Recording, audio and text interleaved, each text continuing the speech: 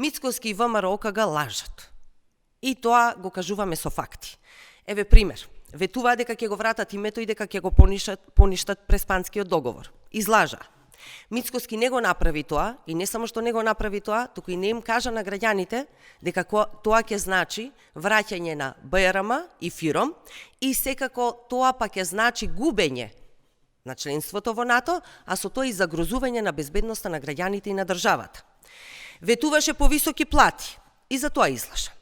Јавно Мицкоски изјави дека доколку се открие поврзаност на ВМРО со Агенцијата за обезбедување во дискотеката Пулс во Кочани, дека ќе си даде оставка. Не даде оставка. И за тоа излажа. Рече дека трајно ќе се повлече од политика ако се појават мигранти, односно економски работници. На плоштадот до него беа за Нова година, а јавноста ги виде и на автобуската станица во Прилеп. И за тоа излажа. Вчера ДКСК објавува дека таткото на директорот на СОЗР не му бил татко. Еве уште една лага. ВМРО вели дека направиле анкета, ама не смеат никако да ја покажат таа анкета на никого, затоа што и таа анкета дефинитивно покажува дека лажат и тие тоа го знаат.